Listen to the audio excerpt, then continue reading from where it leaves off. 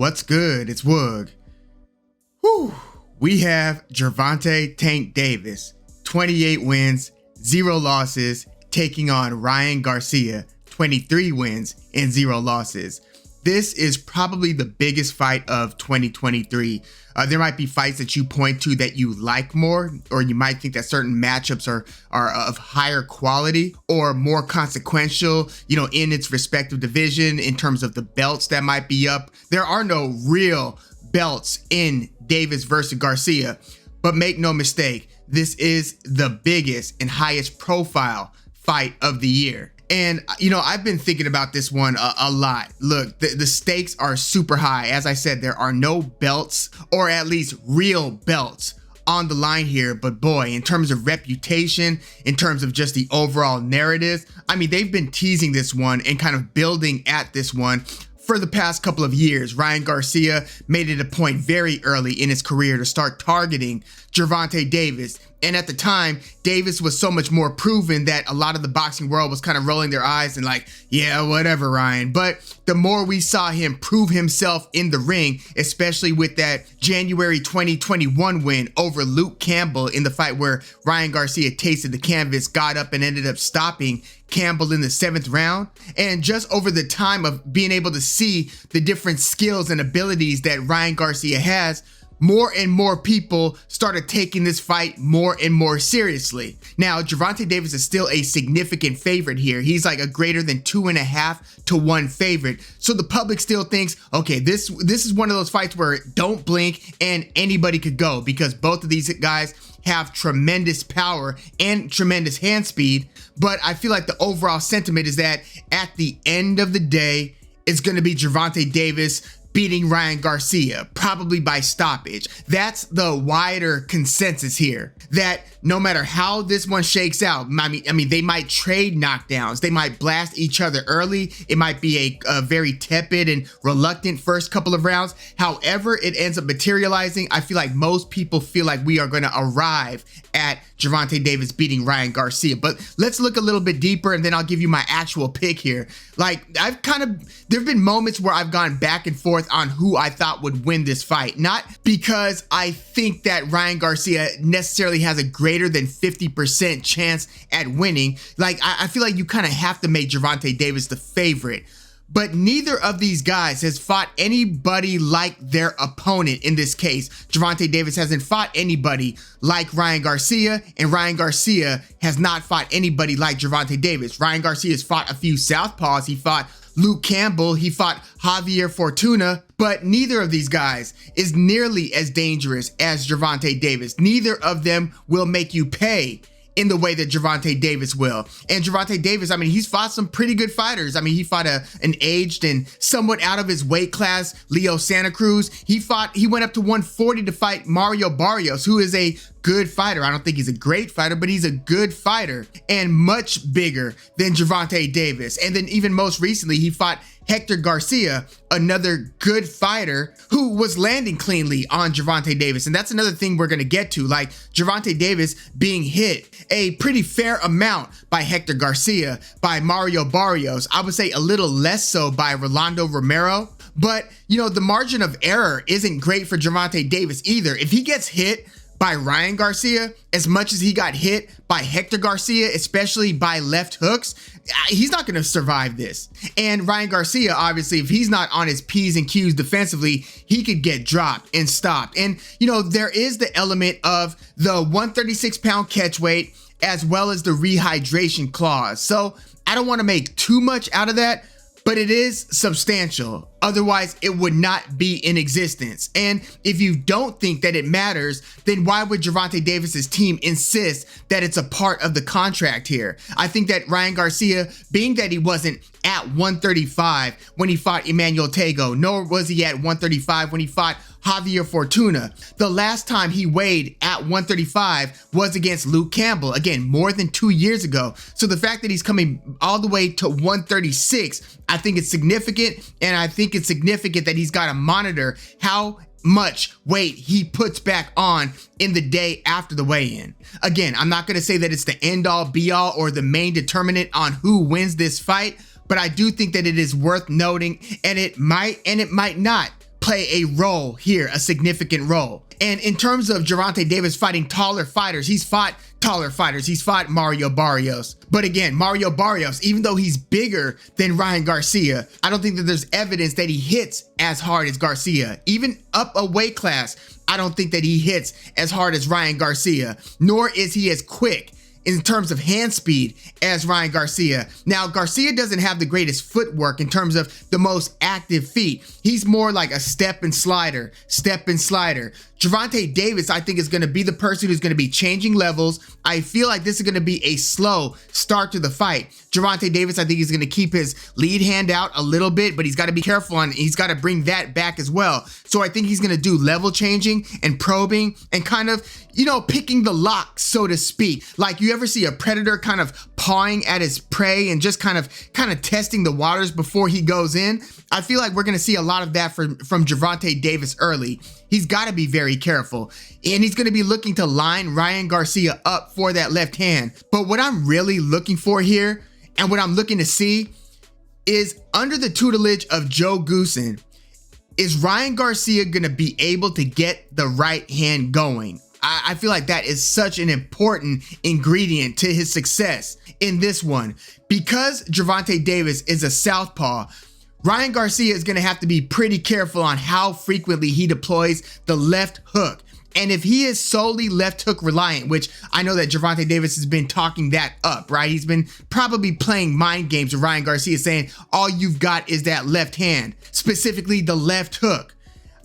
Joe Goossen, I know, has been working with Ryan Garcia on that right hand, and you started seeing Ryan Garcia building confidence in that fight against Javier Fortuna. Again, a southpaw, albeit not as dangerous as Gervonta Davis, but I think it's been important for Ryan Garcia to start establishing the right hand. He threw it like several times against Fortuna.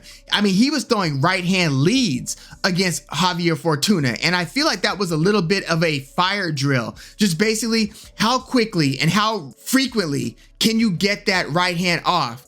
If he sets the table to where Gervonta Davis has to think about that right hand as well as the left hook, then that just complicates matters in terms of Gervonta Davis's entry points into the pocket, because Gervonta Davis is pretty much going to have to, I believe, time Ryan Garcia's left hook. I think that he feels like he knows it's coming. Like anytime Gervonta Davis jumps in or tries to advance on Ryan Garcia, I think that he's expecting that quick left hook to be zipping across. I think that that's what Gervonta Davis is looking for. So again, if Ryan Garcia is able to throw right hand leads specifically, or if he's able to dress it up where he's able to throw the jab hand, get that out there, bring it back so you're defending yourself, but also throw the right hand on top of the jab. If Ryan Garcia is able to show that he's got more than the left hook to rely on, and he's comfortable letting that go against Gervonta Davis, because again,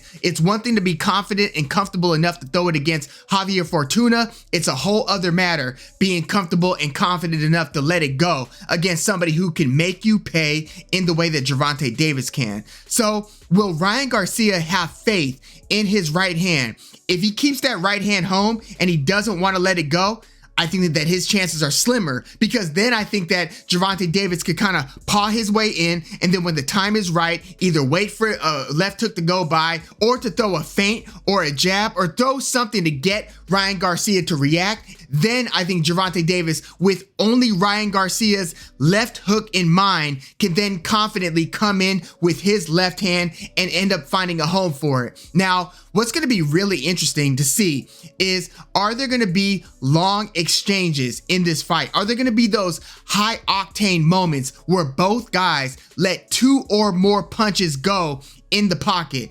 I think that that's where we're going to see a knockdown. That's where I think the difference will be made in this one, is when Ryan Garcia throws a left hook and either hits or misses with it, but then throws a right hand on top of it and then another left. So throwing 3 or more punches, and then in the case of Gervonta Davis, mixing in that straight left with the right hook on top of it, and then another straight left to follow that up. I think that those are going to be the exchanges where somebody gets hurt in this one. And I tend to think that those are 50-50 scenarios. Like, you might think because of Gervonta Davis's feints, because of his experience, because of his ability to kind of set his power punches up, but with his deception, his level changing, his angle taking, there's a lot more nuance and sophistication to Gervonta Davis's game than I think he gets credit for. And I think that his legs are much better than some people might believe. Like, he is an overall athlete. I mean, as is Ryan Garcia,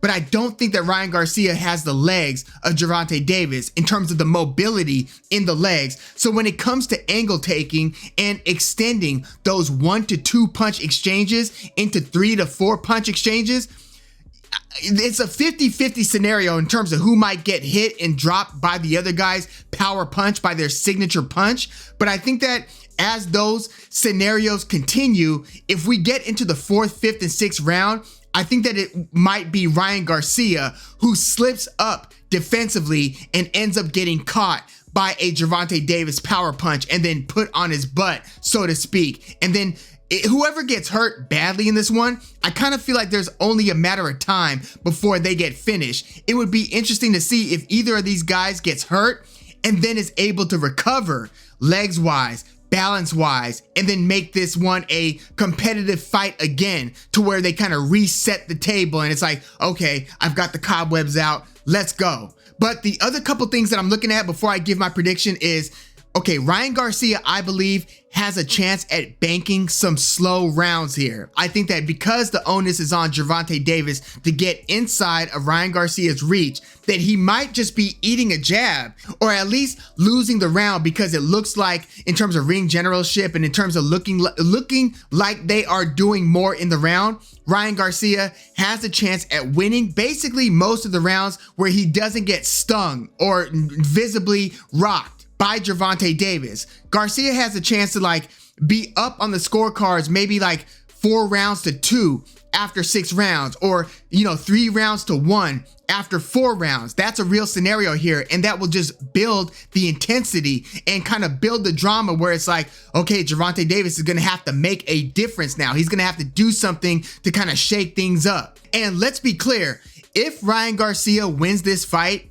he is instantly arguably the biggest name in the sport, outside of probably Canelo in terms of non-heavyweights. I know I'm kind of adding some caveats there, but Ryan Garcia is instantly a superstar if he beats Gervonta Davis. This is such a high-profile fight, and being that he's the underdog, being that Ryan Garcia is the one that drew more skeptics because of his looks, he doesn't look like he's about that life, so to speak. And it's almost like the De La Hoya effect, where, I mean, yes, De La Hoya was an Olympic gold medalist, and yes, Ryan Garcia has a deep amateur pedigree. So, there is a lot of reason to believe in the guy. It's just such an anomaly when you have somebody who looks like Ryan Garcia, who's also one of the baddest men on the planet. It's just unlikely, you would think, right? So, being that Gervonta Davis is the favorite here, if Ryan Garcia beats Gervonta Davis, especially if he stops him, Ryan Garcia is catapulted into stardom. How much he'll be able to sustain that level of success and fame, who knows? I mean, we all know about the well-documented, mental health issues and everything like that. I mean, Gervonta Davis obviously has some personal issues of his own. He's had multiple, legal issues and so forth. So I don't know how either one of these guys' stories will play out, so to speak. But right now, this fight being made is such a significant event in boxing because, yes, Ryan Garcia's resume leaves a lot to be desired. He hasn't this isn't De La Hoya versus Trinidad in terms of what both guys had done before they got together, right? This is Gervonta. Look, I can't think of the last time I was happy with Gervonta Davis matchmaking. I don't care if you're talking Hector Garcia, even though that was a good kind of tune-up or interim fight leading into the Ryan Garcia fight, but there hasn't been an instance since maybe Jose Pedraza way back in 2017 that I was happy with the guy who Gervonta Davis is going to be fighting. Like, I don't care if it's Mario Barrios, Leo Santa Cruz, Isaac Cruz, Raleigh Romero. Every time a Gervonta Davis fight has been made, I'm like, really? That's the opponent? I feel like that's just been the trend in Gervonta Davis's career thus far. So it's so important that Davis versus Garcia is being made and that it's happening now while both guys are still in their prime, or maybe in the Ryan Garcia case, he might still be approaching his prime. We'll see. But I think that in terms of one guy hurting the other, I could see Gervonta Davis getting buzzed or stunned, or like getting hit in a way where it's like, ooh, did Gervonta Davis get hurt there? Did he buckle a little bit there? And I could see him recovering more than I could see Ryan Garcia recovering. Even though we have seen Ryan Garcia recover from that Luke Campbell knockdown, if Gervonta Davis hurts Ryan Garcia, I feel like he will finish Ryan Garcia. And I think that that's going to be what this eventually comes down to. I feel like in the 7th or 8th round, somewhere in there, Gervonta Davis is going to catch Ryan Garcia in one of those longer exchanges where Ryan Garcia momentarily takes his eye off the ball defensively, and he doesn't have his hand up defending himself at the right time, or there's an extended exchange where Ryan Garcia's chin is out there because he's looking to do some hunting and he's looking to hurt Gervonta Davis, and then he gets caught. But I think that when Ryan Garcia gets caught badly, I think he'll get dropped, and then I think he'll get dropped again. And I think that Gervonta Davis is going to eventually win this one via TKO style stoppage. I don't think it's going to be a knockout where Ryan Garcia is just on the canvas, and I don't think it's going to be Ricky Hatton's knockout loss to Manny Pacquiao. I don't think it's going to be Sebastian Fundora's knockout where he's just on his back looking up. I don't think it's going to look like that. I think it's going to be multiple knockdowns, and then I think that how Gervonta Davis, once he has a guy hurt, he ran at Mario Barrios once he hurt him, and then he beat him to the body, dropped him again. But in this case, Gervonta Davis, even when he drops Ryan Garcia the first time, he's going to have to be careful, because if he over pursues for that second knockdown, he could get clipped and then hurt and maybe even stopped if he gets caught the right way or the wrong way, if you're Gervonta Davis, by that Ryan Garcia left hook. Again, I'm looking at a few things here. I'm looking for Ryan Garcia's establishment of his right hand. So important. And look, Ryan Garcia, I think he's going to have trouble landing his jab because Gervonta Davis is pretty elusive. He's pretty decent with the head movement. But again, I expect Ryan Garcia to go up on the scorecards like a lot of people have. Gervonta Davis has dropped multiple rounds against several fighters. Isaac Cruz, albeit he got hurt, in terms of his left hand being compromised, where he wasn't even letting it go in the late rounds against Isaac Cruz. But even against Mario Barrios, Leo Santa Cruz, Hector Garcia, there were Raleigh Romero, Gervonta Davis loses rounds against almost everybody that he fights. I think that the same thing is going to play out here against Ryan Garcia. But again, I'm expecting Gervonta Davis to drop Ryan Garcia in the 7th or 8th and then hurt him again and eventually get a TKO stoppage, whether it's Joe Goosen throwing the towel in, whether it's the referee jumping in. Even though you would think that once Gervonta Davis starts hurting you, it doesn't require anybody saving you. Gervonta Davis has proven to be pretty damn good at getting people out of there. And you just look at these guys' knockout ratios. Out of Gervonta Davis's 28 wins, 26 have come via knockout. Out of Ryan Garcia's 23 wins, 19 have come via knockout. So again, this is one of those where it's don't blink. Either one of these guys can hurt the other at any time. I'm going with Gervonta Davis via like 8th round TKO over Ryan Garcia. Let me know your thoughts on this highly anticipated super fight. It's nothing less. This is a super fight. Even if you don't think that their resumes merit it, because of their stature in the game, Gervonta Davis versus Ryan Garcia, again, I believe that this is the biggest fight of 2023. We'll see whatever fights get made down the line, but whether you prefer, Josh Taylor versus Teofimo Lopez, Stephen Fulton versus Naoya Inoue, this is the must-see fight of 2023. Let me know your thoughts. Again, I'm taking Gervonta Davis via 7th or 8th round TKO. I think that there's going to be one long exchange too many where Ryan Garcia gets caught and gets hurt badly and is unable to recover. And I think Gervonta Davis is going to end up finishing him. Please let me know your thoughts in the comments and what happens in the aftermath of this. I do think that this has a unilateral rematch clause. So if Ryan Garcia beats Gervonta Davis, Davis has a chance at a rematch, but it doesn't cut the other way. I think that if Davis beats Ryan Garcia, he's not obligated to a rematch. So that's something to consider as well in terms of what is going to be their immediate future in the aftermath of Davis versus Garcia. But yeah, let me know your thoughts on this one in the comments. Please like the video, subscribe to the channel if you are into the fight talk. I'm Woog. Thanks for tuning in.